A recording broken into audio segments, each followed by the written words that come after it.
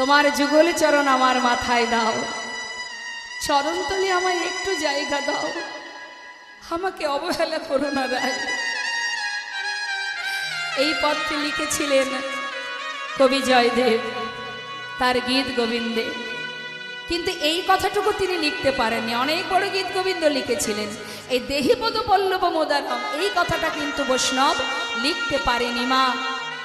কারণ তার মনের মধ্যে দোটানা হচ্ছে যে বিশ্ব ব্রহ্মাণ্ডের মালিক, তার মাথায় একটা রমণীর চরণ কি করে আমি দেব? এটা সম্ভব নয় যে ভক্তের চরণ ভগবানের মাথায় কি করে আমি দেব।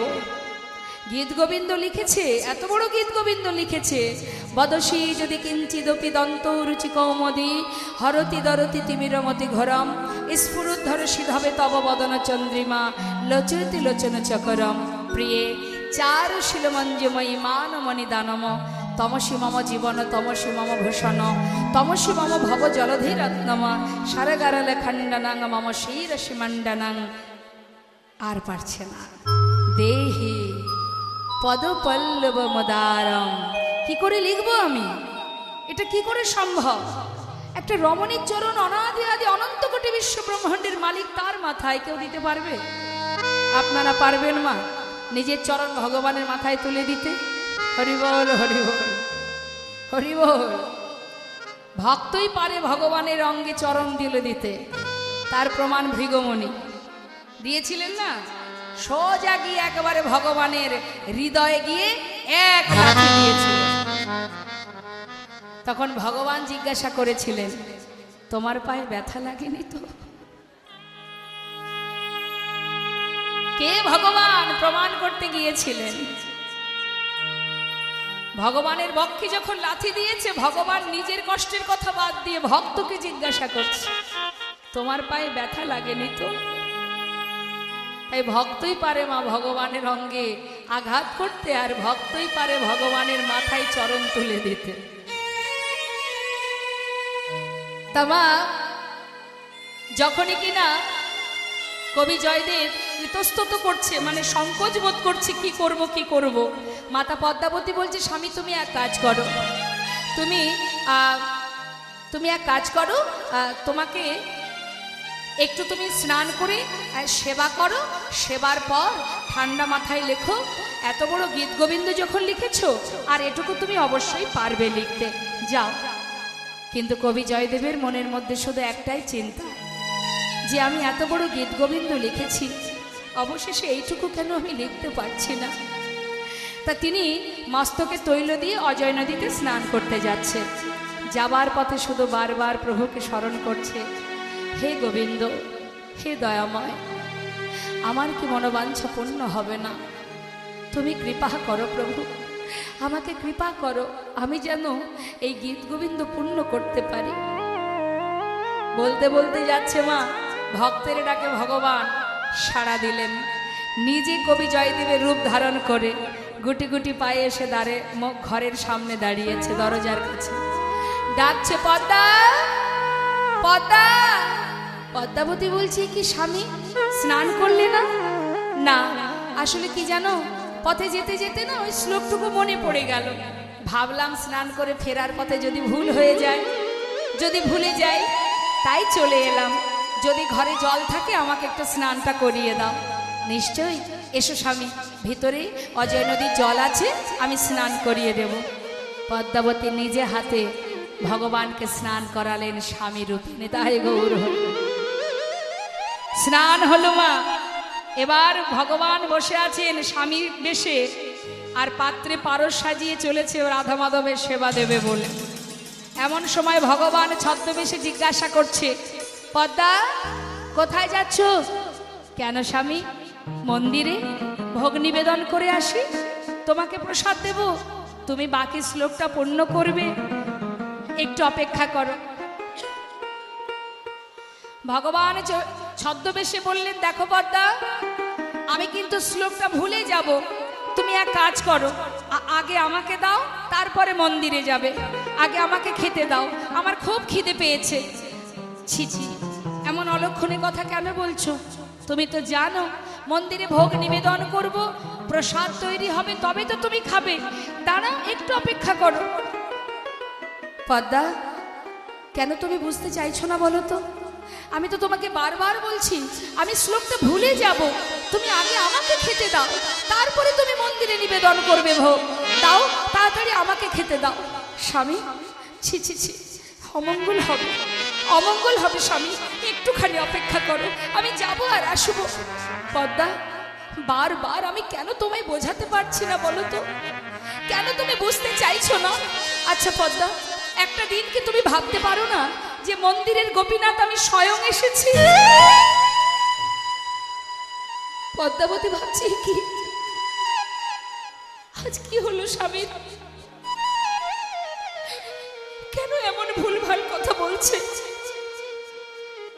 ঠিক আছে, মন্দিরে ভোগ নিবেদন হলো না, ভোগের থালায় তুলসী দিয়ে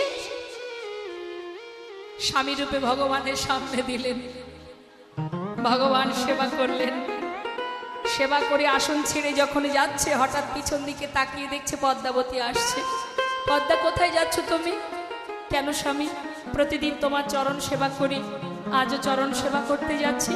না, আজ আর চরণ সেবা করতে হবে না, গীত গোবিন্দটা আমার হাতে দিয়ে যাও, দিয়ে তুমি সেবায় বসো। ঠিক আছে। এবার গীত গোবিন্দ ভগবানের হাতে তুলে দিয়ে পদ্মাবতী নিজের স্বামীর আসনটা তুলে রেখে এবার নিজের আসন পেতে সবেমাত্র বসেছে সেবায়। আর ভগবান গীত গোবিন্দ খুলছেন, দেখছে লেখা আছে কত সুন্দরভাবে। সেই লেখা দর্শন করে প্রভু কাঁদছে আর বলছে, ভক্ত, এত সুন্দর গীত গোবিন্দ লিখেছ তুমি, আর এটুকু তুমি লিখতে পারলে না যে আমি এ জনমে নয়, জনম জনম ভক্তের চরণের দাস? এটুকু তুমি লিখতে পারলে না? আমি লিখে যাই। ভগবান নিজে হাতে লিখে অন্তর্ধান হলেন। যেই না লিখে চলে গেছে, এদিকে মন্দিরে ভগবান চলে যাবার পর প্রকৃত যে জয়দেব, সে স্নান করে ঘরে ফিরেছে। দ্বারে দাঁড়িয়ে জিজ্ঞাসা করছে, পদ্মা, বলি দরজাটা খোলো তো, পদ্মা দরজা খোলো। পদ্মাবতী সবে সেবায় বসেছে বাবা, মুখে অন্ন তুলতে যাবে, এমন সময় ডাক শুনে বলছে, কে তুমি? আমি গো, আমি তোমার হতভাগ্য স্বামী জয়দেব, দ্বার খোলো। না, আমি তোমায় চিনি না। তুমি কে? তুমি চলে যাও, তুমি চলে যাও, আমি তোমায় চিনি না। কি পদ্মা এমন কথা কেন বলছে? কি হলো পদ্মা? জোরপূর্বক যেই না দরজাটা খুলেছে কবি জয়দেব, দেখছি পদ্মাবতী সেবা করছে। কবি জয়দেব বললেন, ছি ছি পদ্মা, এবার আমি বুঝেছি কেন আমি গীত গোবিন্দ পূর্ণ করতে পারছি না। ছি পদ্মা, এখনো মন্দিরে সেবা হলো না, এখনো আমি সেবা করিনি, তার আগে তুমি সেবা করছো পদ্মা। এই জন্য ভগবান রুষ্ট হয়েছে, আর সেই কারণে আমি গীত গোবিন্দ পূর্ণ করতে পারছি না পদ্মা। স্বামী, তুমি আমায় এমন কটু কথা বলো না স্বামী। আমি কোনো অপরাধ করিনি। অপরাধ করোনি? আমি দেখতে পাচ্ছি তুমি সেবা করছো, আবার বলছো তুমি অপরাধ করোনি। স্বামী, আমি তোমায় সেবা না দিয়ে সেবা করছি না, আমায় সেবা দিয়েছো। হ্যাঁ, তুমি নিজে হাতে সেবা করলে, তোমাকে তোমার ঘরে পৌঁছে দিলাম, গীত গোবিন্দ তোমার হাতে দিলাম, তারপরে আমি সেবায় বসেছি। পদ্মা, বলছো কি তুমি? হ্যাঁ স্বামী, তুমি ফিরে এসে বললে, পদ্মা, ঘরে জল থাকলে স্নান করিয়ে দাও, বাকি শ্লোক আমায় পূর্ণ করতে হবে। নিজে হাতে তোমায় স্নান করালাম, তোমায় সেবাও দিলাম, তারপরে তুমি চলে গেলে গীত গোবিন্দ পূর্ণ করতে, আর আমি সবে সেবায় বসলাম। পদ্মা, আমি গীত গোবিন্দ পূর্ণ করেছি বলছো কি তুমি? হ্যাঁ স্বামী, ছুটতে ছুটতে মন্দিরে প্রবেশ করে সেই গীত গোবিন্দ হাতে তুলে দেখছে লেখা আছে, দেহি পদ পল্লব মোদার, দেহি পদ পল্লব মোদার, দেহি পদ পল্লব মোদার,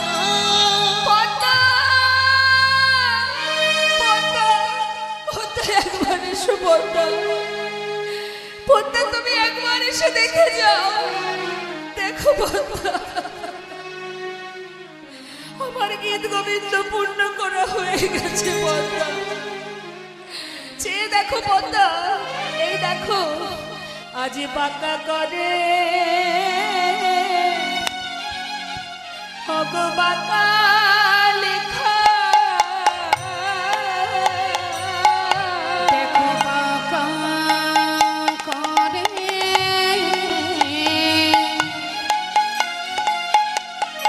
ওই বাঁকা লেখা স্বর্ণয় অক্ষরে প্রভু লিখে গেছে। আজ বাঁকা করে ও গো বাঁকা লেখা। ওই না স্বর্ণয় অক্ষরে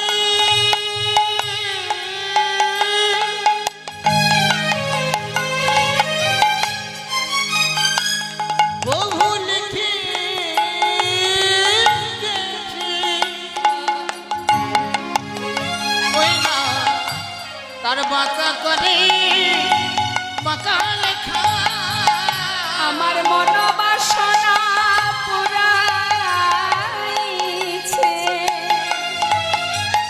আজ বাঁকা করে লিখে গেছে। আমার মনোবাসনা পুরাইছে। বাঁকা করে লিখে গেছে। আমার মনোবাসনা পুরাইছে। বাঁকা করে ওই মনোবাসনা পুরাইছে। ছেলে বাঁকা করে লিখে গেছে। ওই মনোবাসনা পুরাইছে। আজ বাঁকা করে বাঁকা লেখা। তাই দেহি পদপল্লম মোদারম রাধারানী চরণ মাথায় নিয়ে বললেন, রাধে তোমার চরণ যুগল আমার মস্তকে দাও, তবু তোমার চরণ তলে আমায় ঠাঁই দাও। কিন্তু রাধানী মান সেই অভিমান করে বসে আছে। এবার সখীদের রাধানী চরণ ছেড়ে যখন চলে যাচ্ছে মা, তখন সখীরা সবাই চেপে ধরেছে, শ্যামনগর সারা রাত ছিলে যেখানে সেখানেই থাকো, এখানে আর তোমার কোনো জায়গা নেই। হরিবল।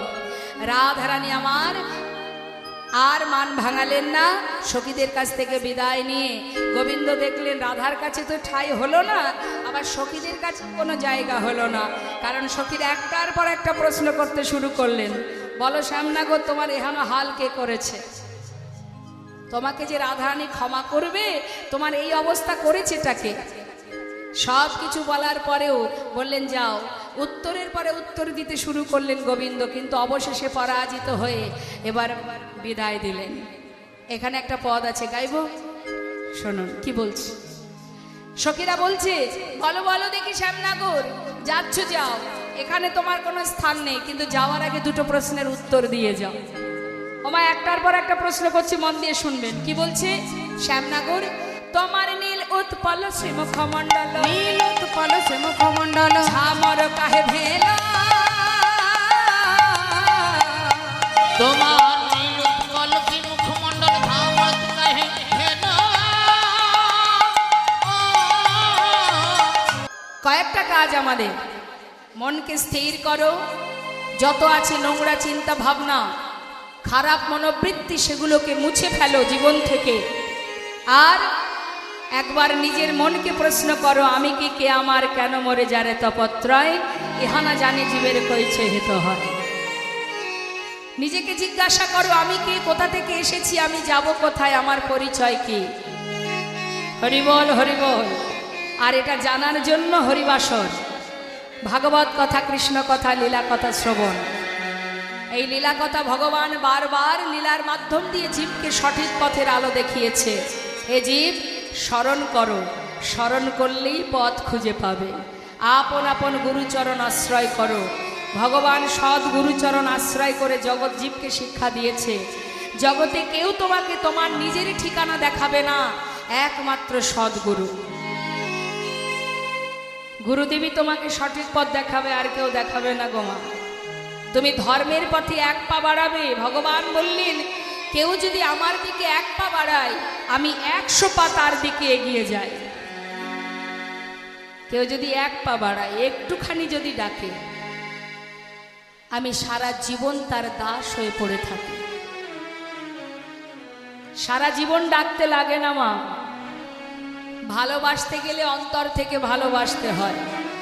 বাড়ি থেকে কোথাও যাওয়ার সময় 5 দিন ঘুরে যখন ফিরে আসি, যাওয়ার পথে ভগবান যেটা আমার ঘরের মধ্যে এক কোণে ভগবান আছে, তাকে আমরা বলে যাই, প্রভু তোমার সংসার তুমি দেখো, আমি চললাম, রক্ষা করো দয়াময়। 5 দিন পরে যখন ফিরে আসি বাবা, সবার জন্য কত কি নিয়ে আসি, আনন্দে মোহিত হয়ে যায় তারা।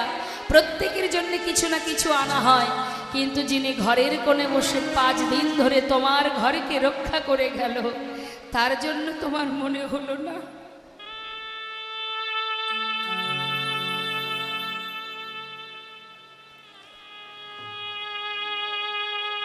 সে তো এক্ষুনি বসে বসে মনে মনে বলে, ওরে ভক্ত,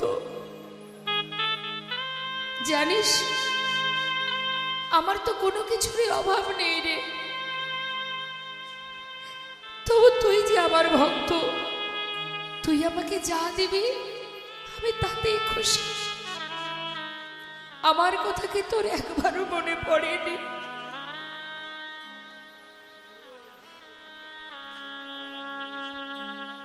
বাবা, মনে রাখবেন, বাড়ির মালিক, বাড়িতে যদি 5 জন 10 জন সদস্য থাকে, 5-7 জন, বাড়ির মালিক সকলের ফরমাসি খাটতে খাটতে বাড়ি থেকে অর্ডার হয়ে যায়, এগুলো আনতে হবে।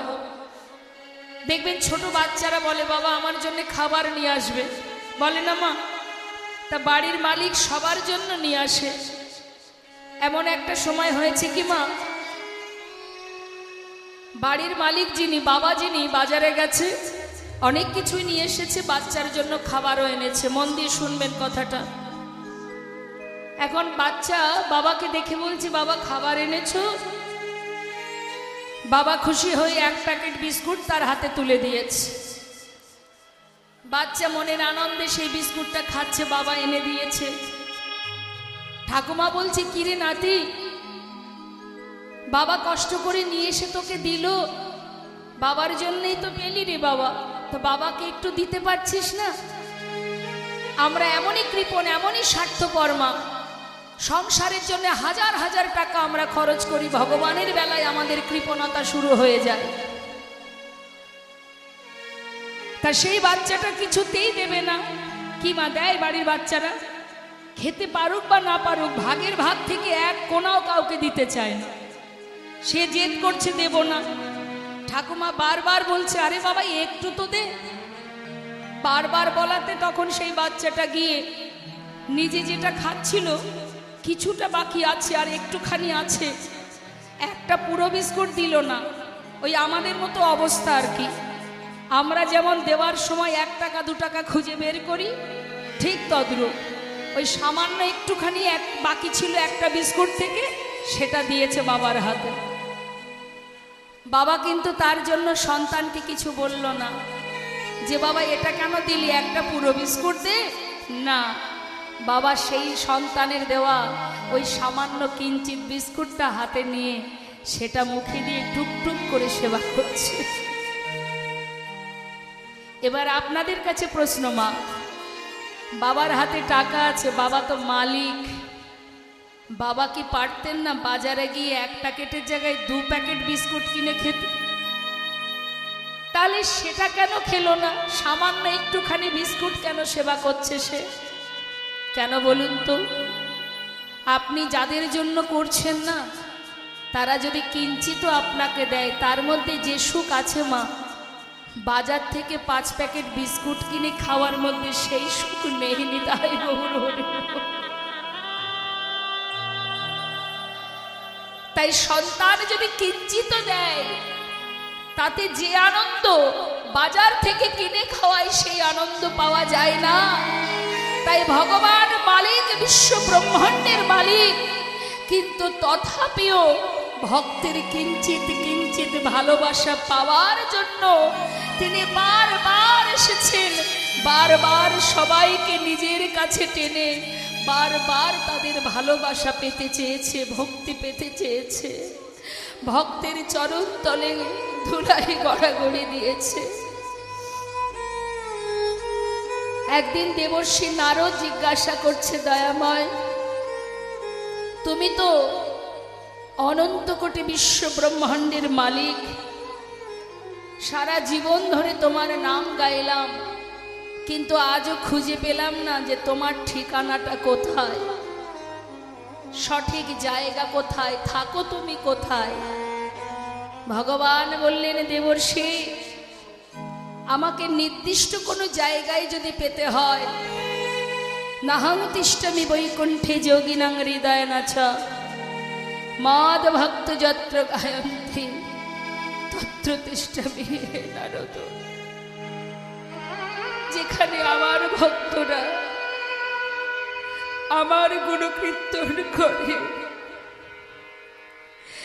যেখানে অগণিত ভক্তগণ কৃষ্ণ কথা শ্রবণ করতে করতে নামে প্রেমে পাগল হয়ে একে অপরকে জড়িয়ে ধরে আলিঙ্গন করে, সেই অপবিত্র প্রেম ভক্তি ভালোবাসা দর্শন করে আমি আর দূরে থাকতে পারি না দেবর্ষি। আমি কি করি জানো? ভক্ত যখন আলিঙ্গন করে, আমি ওই যে দুই ভক্ত,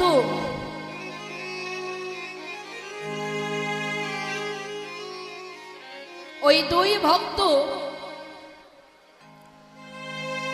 যখন একে অপরকে ভাবের আবেশে, আপনারা যেমন মা কৃষ্ণ কথা শুনতে শুনতে নামে প্রেমে ডুবে যাচ্ছেন, ভগবানকে আলাদা কোথাও খুঁজতে হয় না।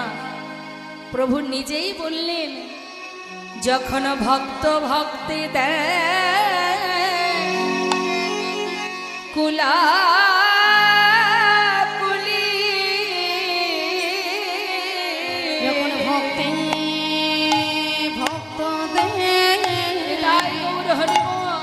দেয় কোলাকুলি, আহা ভক্ত ভক্তি দেয় কোলাকুলি, ভক্ত ভক্তে দেয় কোলাকুলি, নামে প্রেমে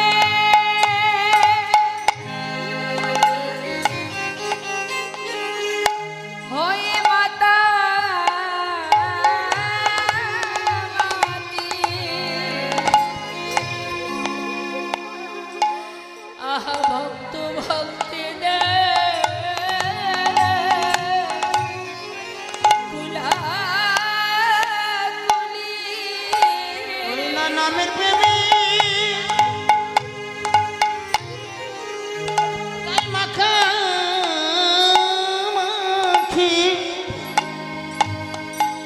ওই না ভক্ত ভক্তি দেয় কোলাকুলি,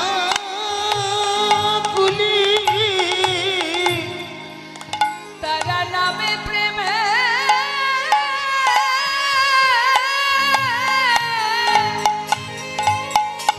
হয়ে মাতা মাতি,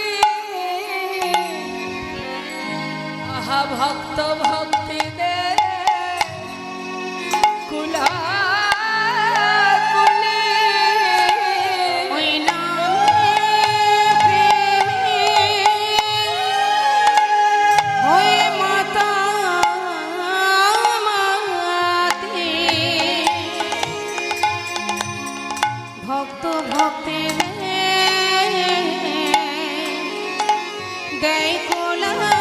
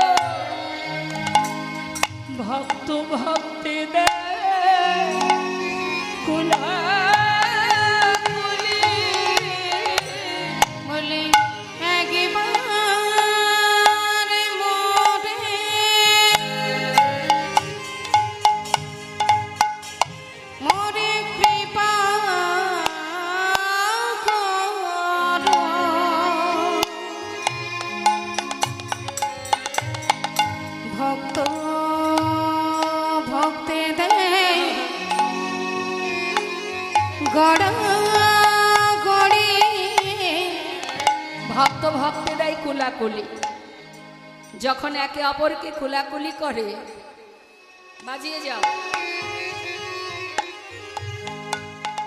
ভগবান বললেন আমি তখন কি করি জানো না রো? ভক্তরা ভাবের ভরে যখন একে অপরকে জড়িয়ে ধরে কাঁদে, হা কৃষ্ণ কৃপা করো বলে, আমি আর দূরে থাকতে পারি না দেবর্ষী।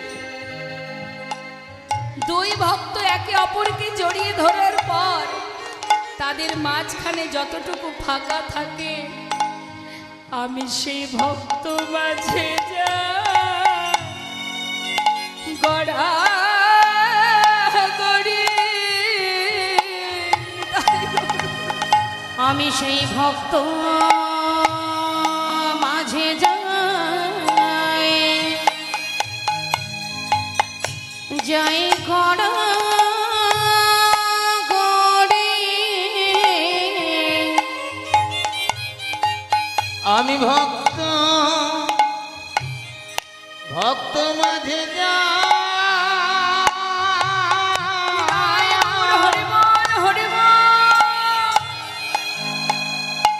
যাই গড়া গড়ি। ভক্তের চরণে ধুলি,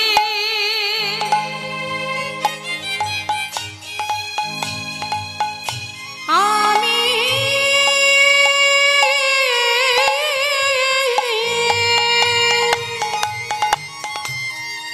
আমি অঙ্গে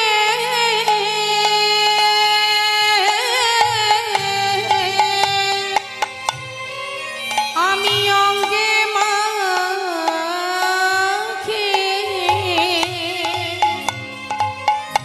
সেই ভক্ত মাঝে যায়,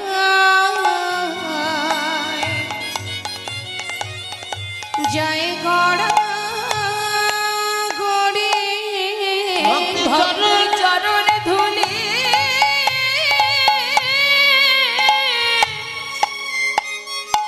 আমি আমি মাথায় মাখি। আহা ভক্ত ভক্তে ভক্ত মাঝে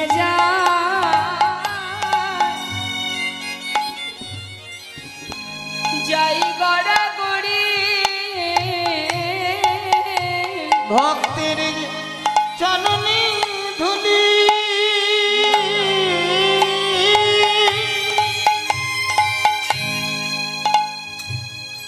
আমি মাথা পিতায় গৌর হরি বল হরি বল।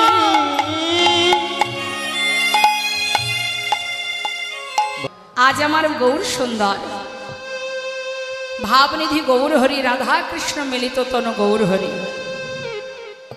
যদি কেউ মনে করে যুগল দর্শন করব, তাহলে যদি গৌর হরিকে কেউ দর্শন করে, তাহলে তার প্রকৃত যুগল দর্শন হয়ে যায়। যুগল মূর্তি আমার গৌর হরি, বৃন্দাবনে রাধা কৃষ্ণ মিলিত তন গৌর হরি। বৃন্দাবনে রাধা কৃষ্ণ একে অপরের পাশে দাঁড়ালে যে যুগল মূর্তি হয়, আর নবদ্বীপের মাঝে গৌর সুন্দর, যার একই অঙ্গে দুই দেহ আছে, অর্থাৎ গৌর হরিকে দেখা মানেই আমাদের যুগল দর্শন হয়ে যায় মা।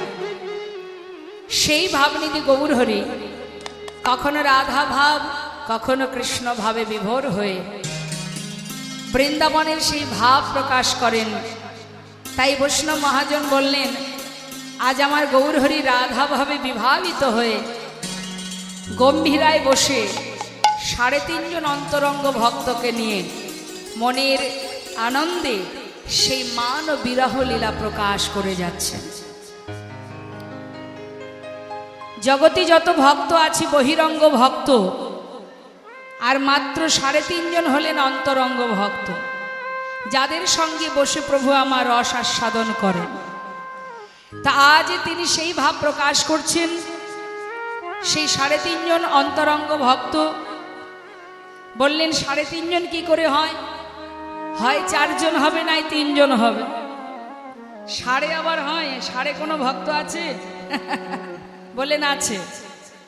রায় রামানন্দ স্বরূপ দামোদর সিকি মাইতি, আর একজন হলো নারী, রাধে রাধে, একজন হলো নারী রমণী, তাকে অর্ধেক গণ্য করলেন, বললেন তিনি হলেন মাধবী।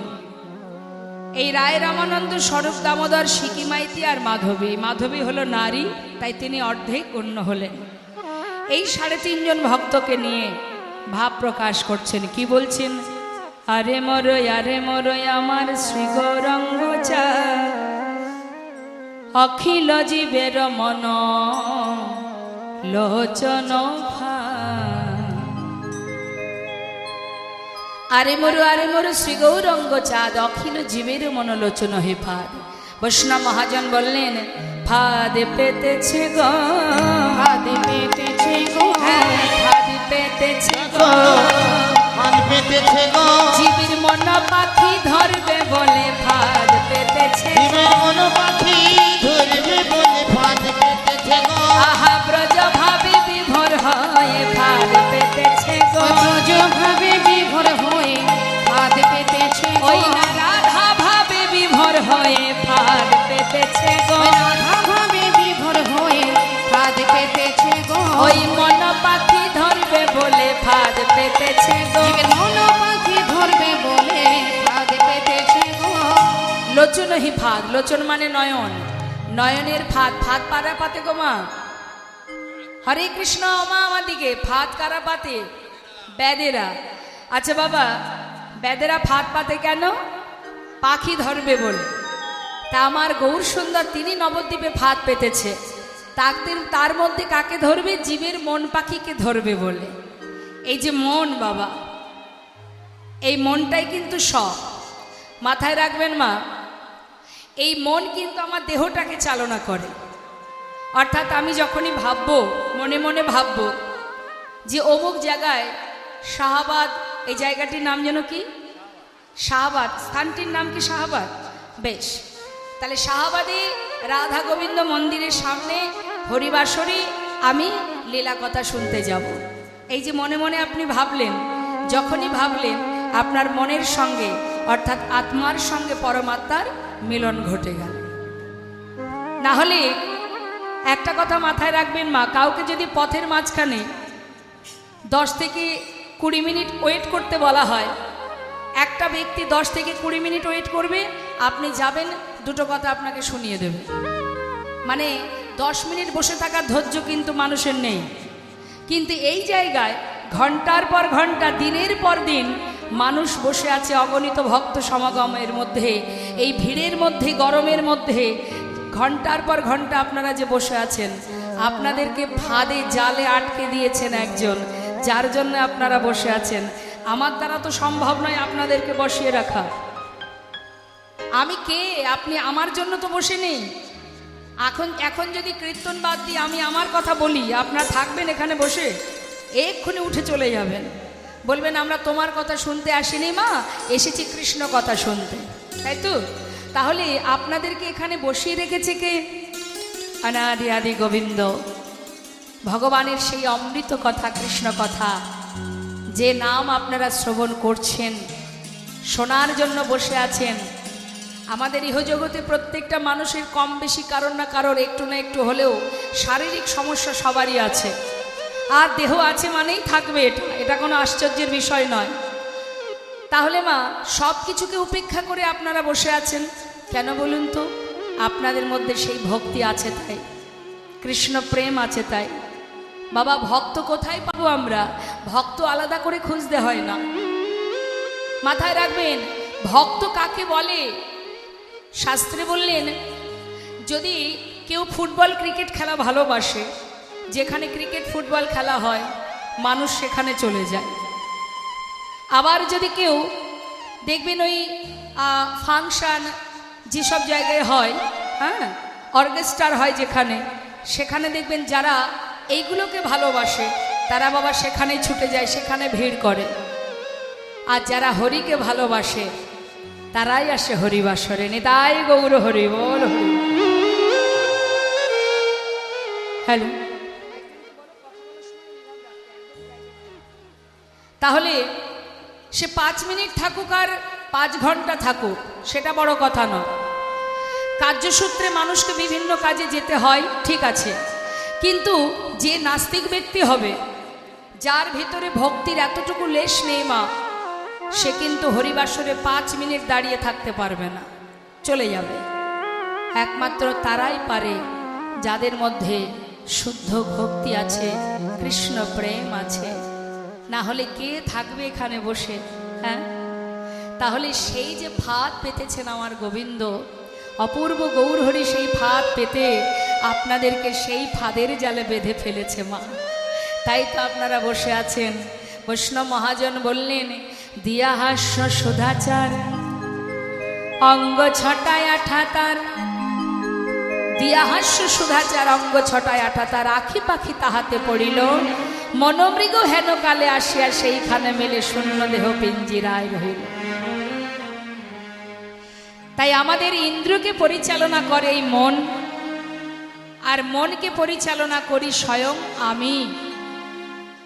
আমি মানে এই দেহটা আমি নই, মন কিন্তু আমি নই।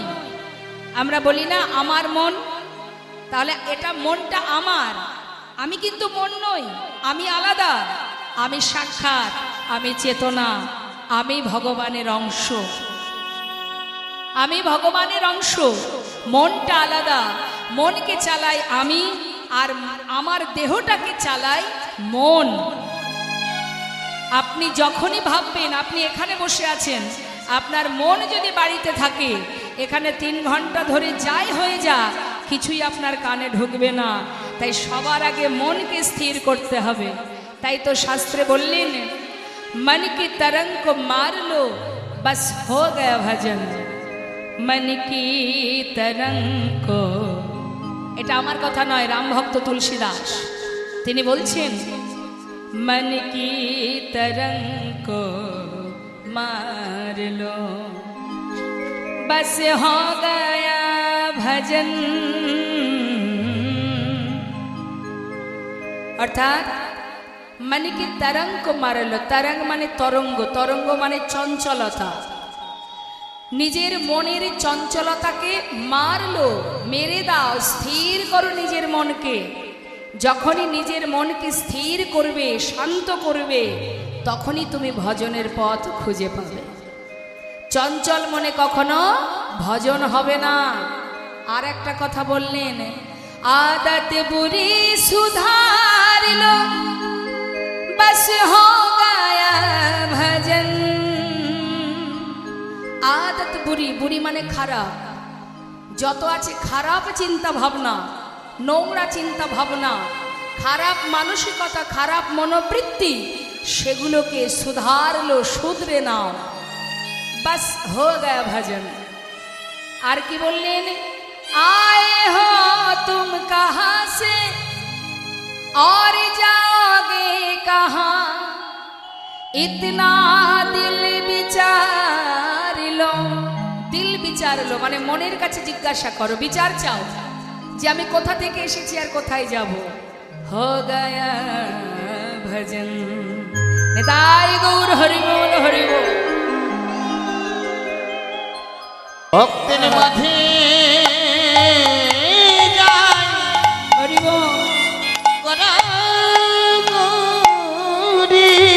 বলি আরে ভাগে আমার হয় কি না, আমি ভক্ত বড় ভালোবাসি।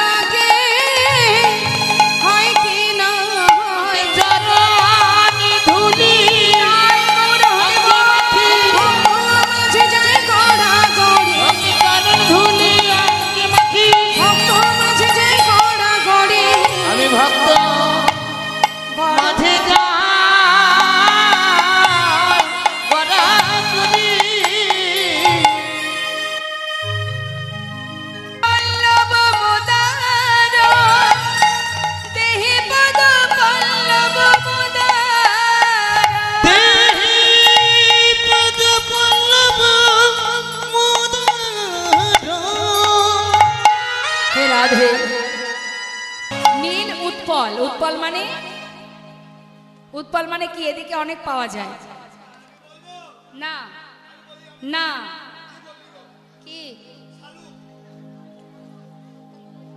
উৎপল মানে পদ্ম ফুল। হ্যাঁ, বলছে তোমার মুখটা পদ্ম ফুলের মতো, নীল উৎপল মানে নীল পদ্মের মতো তোমার বদনটা। সে বদনটা ঝামরের মতো হলো কি করে? উত্তর দাও। হ্যাঁ, কি করে হলো? তখন গোবিন্দ তো কম চতুর নয় মা, সে কি সহজে হারার বান্দা? বলে উঠলেন, শোনো, এই মানে হয়েছে কি জানো, আমার এই মুখের এই অবস্থা, মদনা জরে তনুতা তল যা করে নিশি গেল, মদন জরে তনু তাতলে যা করে নিশি গেল, জেগে জেগে নিশি গেল, জেগে জেগে নিশি গেল, জেগে জেগে নিশি গেল, জেগে জেগে নিশি গেল। আরে জ্বর হয়েছিল গো, জ্বর, মদন জ্বর হয়েছিল। তা জ্বর হলে কি হয়? শুকিয়ে যায় না, চোখ মুখ বসে যায়। হ্যাঁ, তাই জন্য আমার এই অবস্থা। আচ্ছা, এই যে আর একটা প্রশ্ন করি। আচ্ছা বলি কি, এই যে তোমার এই পরনে দেখতে পাচ্ছি নীল বসন তুহু পহিরাইলি, নীল বসন তুহু পহিরলি, নীল বসন তুহু পহিরাইলি, নীল বসন তুহু পহিরলি, পীতম্বর ছাড়ি, ওই নীল বসন তুহু পহিরলি, পীতম্বর ছাড়ি। কোথায় গেল সে পীতম্বর বসন? এই নীল বসন কোথা থেকে এলো গো? বলছি শোনো, কি হয়েছে জানো? অগ্রজ সহে পরিবর্তিত নন্দালয়ে ভেরি, অগ্রসহে পরিবর্তিত নন্দালয়ে হেরি। মানে অগ্রজ সহে পরিবর্তিত বুঝলাম না। ওই গত নিশীতে আমি আর বলাই দাদা একসাথে শয়নে ছিলাম, আচ্ছা একই শয্যায় শয়নে ছিলাম। ওই তাড়াহুড়ো করে আসতে গিয়ে ওই দাদার শাড়িটা আমি পরে বসে আছি। আচ্ছা, মানে ভুল করে দাদার বসন পরে ফেলেছো? হ্যাঁ, ওই অদল বদল হয়ে গিয়েছে। কেন বলছি যে তুমি যখন বসন পরেছিলে, তোমার কি ঘরে মানে আলো ছিল না? হ্যাঁ, আলো ছিল, দেখে পড়তে পারোনি? মানে আলো ছিল কিন্তু জ্ঞান ছিল না। জ্ঞান ছিল না, জ্ঞান ছিল না, জ্ঞান ছিল না, জ্ঞান ছিল না, আলো ছিল বটে জ্ঞান ছিল না, আলো ছিল বটে জ্ঞান ছিল না। জ্ঞান ছিল না। কেন? কোথায় ছিলে তুমি? রাধার প্রেমে বিভোর ছিলাম, আলো ছিল বটে জ্ঞান ছিল আমি না। রাধার প্রেমে বিভোর ছিলাম, আলো ছিল বটে জ্ঞান ছিল না। বাবা কি প্রেম, কি প্রেম!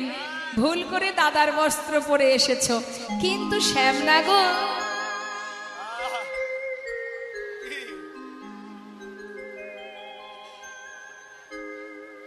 দেখে মনে হচ্ছে এটা দাদা শাড়ি না দিদির শাড়ি, দাদা শাড়ি না দিদির শাড়ি, দাদা শাড়ি না দিদির শাড়ি, দাদা শাড়ি না দিদি শাড়ি, দিদি দিদি গন্ধ বেরোয়, দাদা শাড়ি না দিদির শাড়ি, দিদি দিদি গন্ধ বেরোয়, দাদা শাড়ি না দিদির শাড়ি। দিদির শাড়ি না? ঠিক আছে, এটাও ছেড়ে দিলাম। আর একটা কথা জিজ্ঞাসা করি, এই যে শ্যামনগর, সিন্দুর কাহে লালাট পরি, সিন্দুর কাহে ললাট পরি, চন্দন কাহা গেল, ওই সিন্দুর কাহা ললাট পরি, চন্দন কাহা গেল। ও যার কপালে চন্দন থাকে তার কপালে সিঁদুর এলো কোথা থেকে? সিঁদুরের কথা বলছি, বলছো? শোনো, হ্যাঁ, এই গতকালকে আমি আর দাদা আর মা তিনজনে একসঙ্গে মিলে ওই ভবানী মায়ের পূজা করতে গিয়েছিলাম। তো মায়ের পূজা করতে গেলে তো সিঁদুরের টিপ নিতেই হবে। ওই মায়ের সিঁদুরের টিপ তো কপালে লেগে আছে। সেও তো আর কম যায় না মা। বলছি দাদার সঙ্গে পরিবারের সঙ্গে ওই গৌরী মায়ের পূজা করতে গিয়েছিলাম। তা মায়ের পূজা করতে গেলে সিঁদুর পরতে হয় না, সেই জন্য সিঁদুর পরেছি। হ্যাঁ, গিরি গোবর্ধন গৌরী সেবিতে সিন্দুর ভালে নীল, গিরি গোবর্ধন গৌরী সেবিতে সিন্দুর ভালে নীল। আচ্ছা ঠিক আছে, এটাও মেনে নিলাম। শ্যামনগর, এবার বলো দেখি, অঞ্জন কাহে গণ্ডস্থলে, অঞ্জন কাহে গন্ধস্থলে, অঞ্জন কাহে গণ্ডস্থলে, অঞ্জন কাহে গন্ধস্থলে, হৃৎখঞ্জন অধরে, অঞ্জন কাহে গন্ধস্থলে, গন্ধর অধরে। আমার চোখের কাজলে মুখে আসে, কেউ পরে মুখে পড়ে?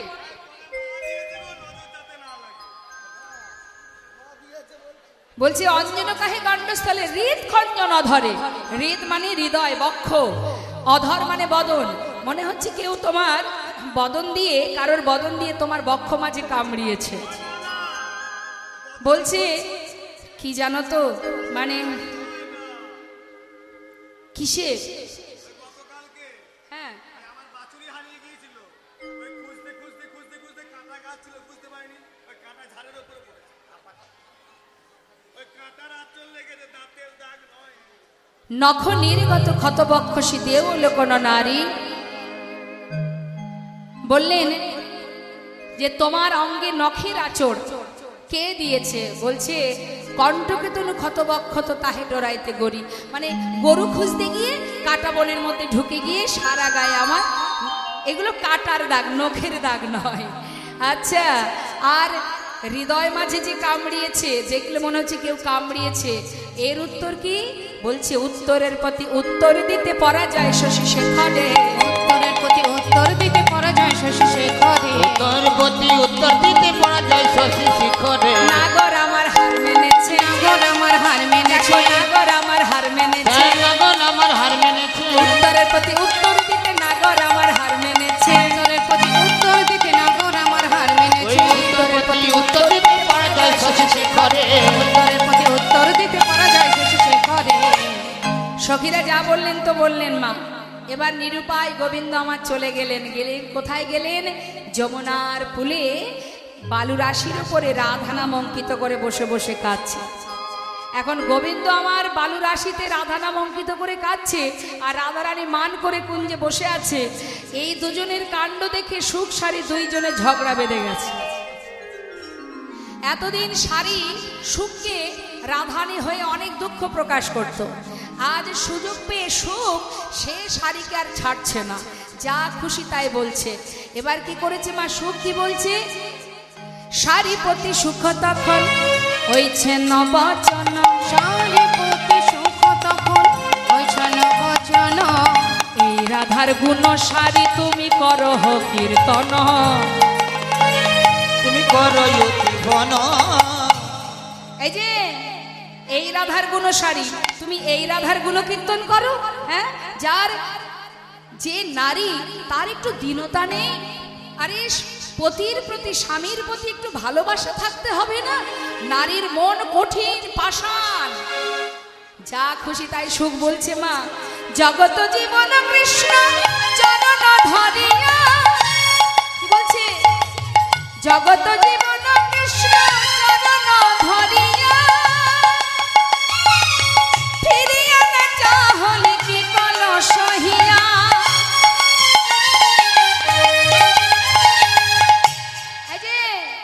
যে জগতের নাথ, সে চরণ ধরে কাঁদছে। এমন কঠিন হৃদয় একটা বারের জন্য ফিরে চাইলো না। হ্যাঁ, ছি ছি ছি ছি। শোনো, এই যে ও সারি, আজ থেকে আর রাধার গুণকীর্তন করবে না। দুজনের মধ্যে দ্বন্দ্ব যখন হচ্ছে মা, এবার রাধারানী কিন্তু এই সুখ সারির দ্বন্দ্ব শুনেছে। সুখ মুখে শুনি ধ্বনি হইছে নবচন। সুখে মুখে শুনি ধ্বনি কইছে নবচন। আপনার চরণ পদে করে নিরীক্ষণ। আপনার চরণ পদে করে নিরীক্ষণ। চরণেতে কৃষ্ণ পদ্ম না দেখিয়া। চরণেতে কৃষ্ণ পদ্ম না দেখিয়া। অনাথ অনাথ বলে উঠিল কাঁদিয়া। অনাথ অনাথ বলে উঠিল কাঁদিয়া। ওই নাহানত হানাত বলে উঠিল উঠি।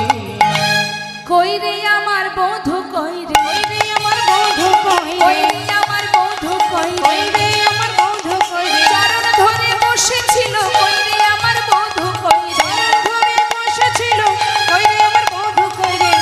হানাত বলে উঠিল কাঁদিয়া। অনাথ অনাথ বলে উঠিল কাঁদিয়া। যেই না রাধারানী আমার সুখ সারি দ্বন্দ্ব শুনে তার মান ভেঙেছে, চরণ পানে চেয়ে দেখছে বধূ নেই। আর যেই দেখেছে বধূ নেই, রাধারানী আমার হানাত হানাত বলে চিৎকার করে উঠেছে। আর সাথে সাথে সখীরা চেপে ধরেছে, আয় রাধে চুপ, একদম কাঁদবি না। কেন সখী? আমি না হয় মান করেছি, তোরা তো ছিলি, আমার বধূ আমার চরণ ছেড়ে চলে গেল, তোরা কি একবারও তাকে ধরে রাখতে পারলি না? সখীরা বলছে আচ্ছা সব দোষ এখন আমাদের। আরে বাবা, তোকে যে পদে পদে ইশারা করে জানালাম ও রাধে, সোজাসুজি বললে তো বধূ বুঝতে পারবে, তাই ইঙ্গিত করে ইশারা করে তোর বধূ যখন তোর চরণ ধরে কাঁদছিল আমরা ইঙ্গিতে বুঝিয়েছিলাম ও রাধে মানে মানে পানে পানে মানে মানে পানে পানে। ওমা বান্ধবীরা কি করে, বান্ধবীরা কোনো বান্ধবী বিপদে পড়লে তাকে ছলে বলে নানা ইঙ্গিত ইশারায় বলে না, আরে চরণ ধরে কাঁদছে স্বামী আর মান করিস না, মানে মানে পানে পানে মানে মানে পানে পানে মানে মানে পানে পানে। যে দেখ তোর চরণ পানে মানে মানে পানে পানে। ওই নাচে দেখি তোর চরণ পানে মানে মানে পানে পানে। এত করে ইঙ্গিত করলাম কিছুই বুঝতে পারলি না, ভাবলাম তুই মনে হয় শুনতে পাস না, আবার বললাম ও রাধে মানে মানে পানে পানে মানে মানে পানে পানে। যে দেখে বধুর বদন পানে মানে মানে পানে পানে। ওই নাচে দেখি মধুর বদন পানে মানে মানে পানে পানে। একবার যদি বধুর মুখের দিকে তাকাতিস মানে মানে, তাহলে তো আজ তোর বধূ তোকে ছেড়ে যেত না। আমার কথা শুনলি না, ভাবলাম বোধহয় এবারও শুনতে পাসনি, আবার তৃতীয়বার বললাম ও রাধে রাধে মানে মানে পানে পানে মানে মানে পানে পানে। বসগা বধুর বাম পানে মানে মানে পানে পানে। অতি বসকা বধুর বাম পানে মানে মানে পানে পানে। আরে একটা মানুষ একজনকে কত সাজা দেয়, যখন চরণ ধরে কাঁদছে তোকে বললাম রাধে এই মানে মানে গিয়ে যদি একবার পা পাশে বসিস তাহলে তোর বধূকে আর হারাতে হবে না, তখনও শুনলি না, সেই মান করে বসে রইলি।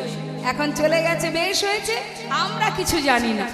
বলি শোনো রাধে, আজ আমি তোমায় বলি তোমার মতো নালা ভোলা গোয়ালিনী জগতে তার অভাব নেই। হ্যাঁ, তাই শোনো শোনো রাধে, একটা ছোট করে তাল গাইবো মা, একটু মন দিয়ে শুনবে। রাধে সোহে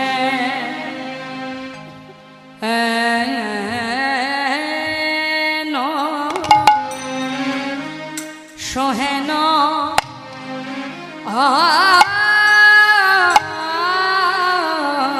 রসিক সোহেন রসিক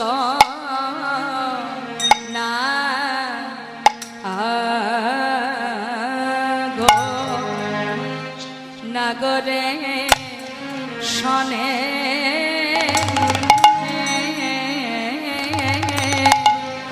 অগরাধে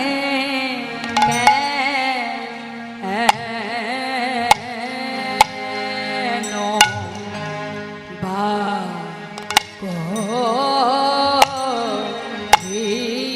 করিলি, কেন বা করিলি কল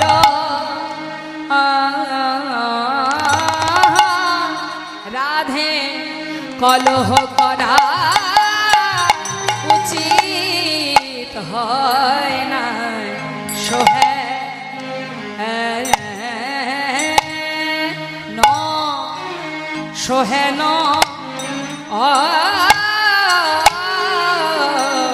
রসিক তোর কলহ করা উচিত হয় না। তোর কলহ করা উচিত হয় না। কলহ করা উচিত হয় না। কলহ করা উচিত হয় না। সে যে রস বৈশ কলা গুরু কলহ করা উচিত হয় না। যে রস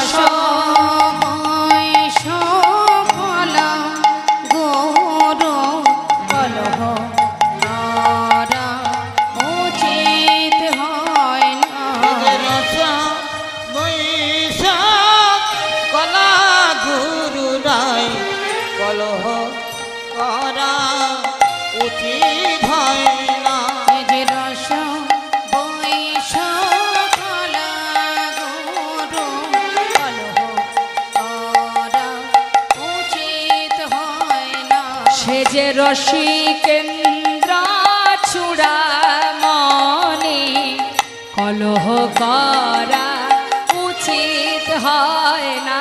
রসি বৈশাখ চূড়ামণি কলহ করা উচিত হয় না। সে যে রসিকেন্দ্র চূড়ামণি কলহ করা উচিত হয় না। সে যে রসিকেন্দ্র চূড়ামণি কলহ করা উচিত হয় না।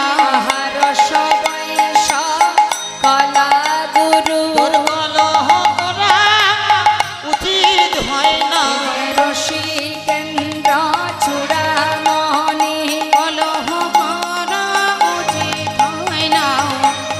ইন্দ্র চূড়ামণি কলহ করা উচিত হয় না। রসি ইন্দ্র চূড়ামণি কলহ করা উচিত হয় না। রস বৈশাখ চূড়ামণি কলহ করা উচিত হয় না। রসিকেন্দ্র চূড়ামণি কলহ করা উচিত হয় না। রস বৈশ কলা গুরু কলহ করা উচিত হয় না। রস বৈশ কলা গুরু করা উচিত নয় ভাই। রস বৈশ কলা গুরু তোর কলহ করা উচিত নয় ভাই। রসিকেন্দ্র চূড়ামণি কলহ করা উচিত নয় ভাই। রস বৈশ কলা গুরু কলহ করা উচিত নয় সে ভাই। যে রসিকেন্দ্র চূড়ামণি কলহ করা উচিত নয় ভাই। রস বৈশ কলা গুরু তোর কলহ করা উচিত নয় ভাই। রসিকেন্দ্র চূড়ামণি তোর কলহ করা উচিত নয় ভাই। রসিকেন্দ্র চূড়ামণি তোর কলহ করা উচিত নয় ভাই। রস বৈশ কলা গুরু তোর কলহ করা উচিত নয় ভাই। রস বৈশ কলা গুরু তোর কলহ করা উচিত নয় ভাই। রসিকেন্দ্র চূড়ামণি তোর কলহ করা উচিত নয় ভাই। রসিকেন্দ্র চূড়ামণি তোর কলহ করা উচিত নয় ভাই। রস বৈশ কলা গুরু তোর কলহ করা উচিত নয় ভাই। রস বৈশ কলা গুরু তোর কলহ করা উচিত নয় ভাই। রস বৈশ কলা তোর গুরু কলহ করা উচিত নয় ভাই। রসিকেন্দ্র চূড়ামণি তোর কলহ করা উচিত নয় ভাই। রসি ইন্দ্র কলা গুরু কলহ করা উচিত নয় ভাই। রস বৈশ কলা গুরু কলহ করা উচিত নয় ভাই। রসিকেন্দ্র চূড়ামণি তোর কলহ করা উচিত নয় ভাই। রসিকেন্দ্র চূড়ামণি তোর কলহ করা উচিত নয় ভাই। বৈশ কলা গুরু কলহ করা উচিত নয় ভাই। রস বৈশ কলা হরি গুরু বল। কলহ করা উচিত নয় ভাই। রসিকেন্দ্র চূড়ামণি সে যে রস বৈশ কলা গুরু কলহ করা উচিত হয় না। রসিকেন্দ্র চূড়ামণি কলহ করা উচিত হয় না। রস বৈশ কলা গুরু কলহ করা উচিত হয় না। রসিকেন্দ্র চূড়ামণি সে যে কলহ করা উচিত নয় রাম। কি বলেন মা? সোহেন রসিক নাগরেরও শোনে, কেন বা করিলি কলহ? প্রত্যেকটা লাইন মন দিয়ে শুনবেন কি বলছে। সোহেন রসিক নাগরের শনে, কেন বা করিলি কলহ? সোহেল রসিক নাগরে রসনে কেন বা করিলে কলহ? আগে না বুঝিলি কান্দিলি কান্দালি, আগে না বুঝিলি কাঁদিলে কান্দালি। अब मुझे काहे बोला, अब मुझे काहे बोला। ও তুই আগে না বুঝলি আর কাদালি কাদরি অবমুধি কাহে বলহ অবমুধি কাহে বলহ। তুই নিজেও কাঁদলি তাকেও কাঁদালি, নিজেও কাঁদিলি তাকেও কাঁদালি। আগে না বুঝে কি করিলি, নিজেও কাঁদলি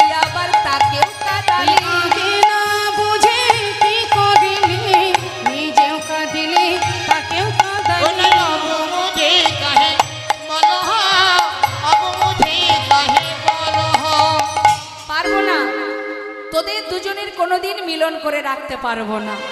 নারী মনা প্রীতি রাখিতে, নারী মো প্রীতি রাখিতে, নারী বোনা ভীতি রাখিতে, নারী বোনা ভীতি রাখিতে। একে প্রতিদিন কলহ করিবি, একে প্রতিদিন কলহ করিবি, নারী মনা মরা সাধিতে, নারী মনা মরা সাধিতে। ওই একে প্রতিদিন কলহ করিবি, নারী মন মোরা সাধিতে, নারী মন মোরা সাধিতে। কষ্ট করে তোদের দুজনকে এক করব, মানে যুগল করব, মিলন করব, আর তোরা তোরা ঝগড়া করে দুজনে পৃথক হয়ে যাবে। আর প্রতিদিন তোমাদের দুজনকে মিলন করাতে হবে, তোমাদের দুজনকে এক করাতে হবে। আমরা পারবো না, নারী বোনা মোরা সাদিতে, অত সাধতে পারবো না। হরি বল। কেমন করে রাধারানীকে পরীক্ষা করছে মা সখীরা, বলছে শোন শোন, মাথায় রাখবি রাধে, প্রাণবধূ তো শুধু তোর একার নয়, তাকে যে ভালোবাসে সে তার হয়ে যায়। তাহলে এই জগতে তোর শত্রু প্রচুর আছে। তাহলে তুই কুলের ঝেয়ারি, কুলের ঝেয়ারি মানে কি? তুমি তো অন্য একজনের ঘরের কুলবধূ, তার ফাঁকে তুমি তোমার বধূকে ভালোবাসো, সেখানেও যদি তুমি কলহ গন্ডগোল করো, তাহলে সে থাকবে কি করে? কুলের ঝেয়ারি তাহাতে বইয়ারি। ওমা, বইয়ারি মানে, বইয়ারি মানে কি? শত্রু। তোমার অনেক শত্রু আছে, তারপরে আমি তুমি অন্য কারোর বউ, এর মধ্যে ভালোবাসা বজায় রাখা বড় কষ্ট। কুলের ঝেওয়ারি তাহাতে বইয়ারি, ইথে কি পিরিতি রয় সখী কুলের ঝিয়ারি তাহাতে বইয়ারি, ইথে কি পিরিতি কয়। উঠে আইবে শাখা রায় থাকুক উঠে আইবে শাখা রায় থাকুক একা, কাছে থাকাই উচিত নয়, কাছে থাকাই উচিত নয়। উঠে আই কবি শাখা,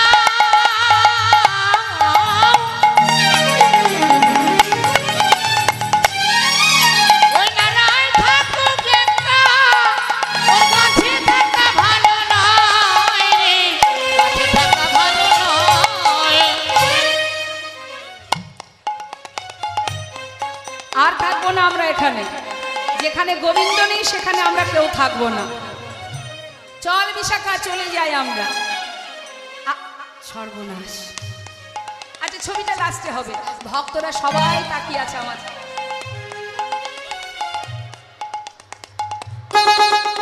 আছে। বলছে আসে, বলছে এই বিশাখা, যার কাছে গোবিন্দ নেই সেখানে আমরা কেন থাকবো? ও যেমন মান করে বধূকে তাড়িয়েছে, ও ওরটা বুঝিনি, আমরা থাকবো না। উঠে আই বিশাখা রাই থাকুক একা, ওর কাছে থাকা উচিত নয়, কারণ ওই মানের যদি বাতাস লাগে তাহলে তোরও ক্ষতি হয়ে যাবে। চল উঠে আয়। হরি বল, হরি বল। বলছে আরো কি, আমার রাধারানীকে শুনিয়ে শুনিয়ে বলছে, কানো হেন ধন যে করে হেলন, তার কি জীবনের আশ। কানু হেন ধন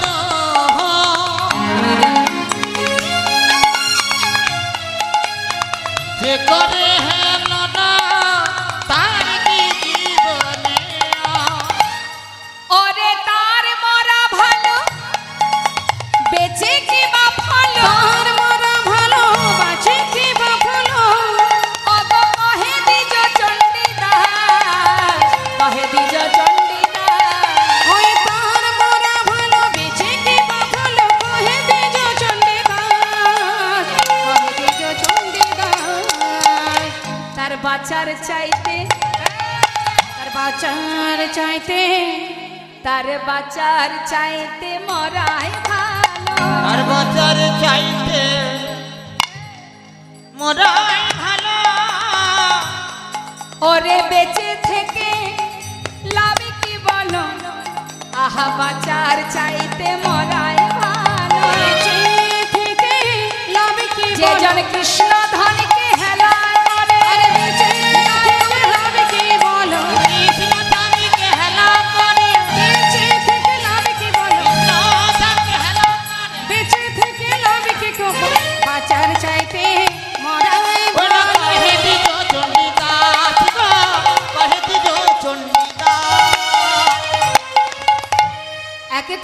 হারানোর যন্ত্রণা, তাতে আবার সখীদের একটু একটু করে যখন আঘাত দিয়ে দিয়ে বলছে, সে তো জ্বালা আরো বেড়ে গেছে মা।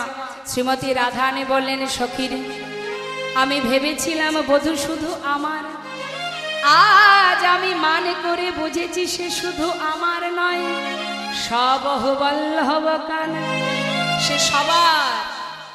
মান না করলে বুঝতাম না, আজ বুঝেছি সখী। কি আর বলবো তোদের কাছে, আর আমায় কাঁদাস না, আর আমায় কষ্ট দিস না। ওরে সখী রে, আধাল প্রেম,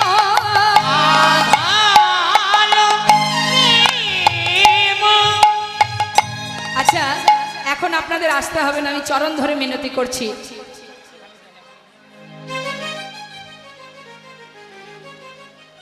লীলা চলাকালীন কেউ আসবেন না, কেমন?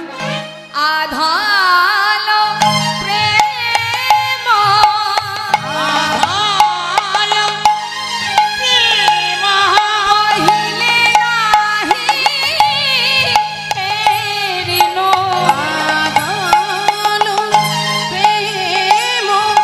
পহিলে নাহি হেরিনো, সবহু বল্লভ কান রে।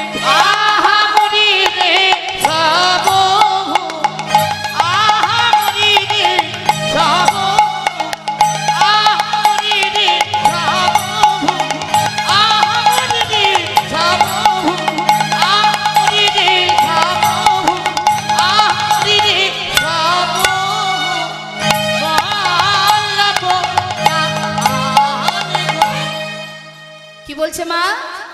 আধ হলো প্রেম পহিলে নাহি হেরেনু। পহিলে মানে আগে। এমন আমি কখনো ভাবিনি, বুঝিনি যে এই যে প্রেম আমার বধূর, এটা শুধু আমার নয়, সবহবল্লভ খান, সে সকলের। আমার মতো করে যে তাকে ভালোবাসে বধূ তার হয়ে যায়। আধ হলো প্রেম পহিলে নাহি হেরেনু, আধ হলো প্রেম পহিলে নাহি হেরিনো, সবহু বল্লভ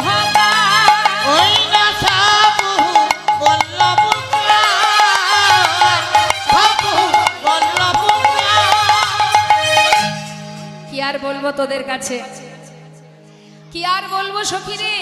একটু মান অভিমান করেছিলাম, ভেবেছিলাম বধূ মনে হয় আমাকে আরো বেশি করে আদর ভালোবাসা দেবে। দেখো এখন দেখা যাচ্ছে বিষয়টা পুরো অন্য হয়ে গেল। হ্যাঁ, আদর সাধে বাদে কইন তার আদর সাধে বাদ কইনো তার শানে। ও মা, আমরা বাড়ির কর্তামশের কাছে একটু মান অভিমান করি না? করেন আপনারা? মান করেন?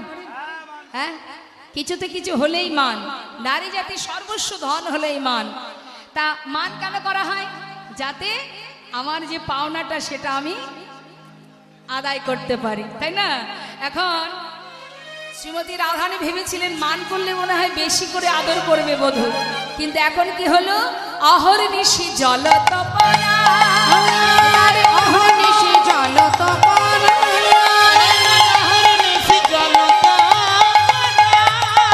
সখী রে তোরে কহ মরম কি দাহা, তোরে কহ মরম কদা, কানুক দখ যধন রখই, আর কানুক দখ যধনি রখই, সেই তাপিনী জগ মহা, সেই তাপিনী জগ মহা, সেই তাপি জগ মহা, সেই তাপিনী জগ মহা। কৃষ্ণ প্রেমে এই তো রীতি, কৃষ্ণ প্রেমে এই তো রীতি, ওগো কৃষ্ণ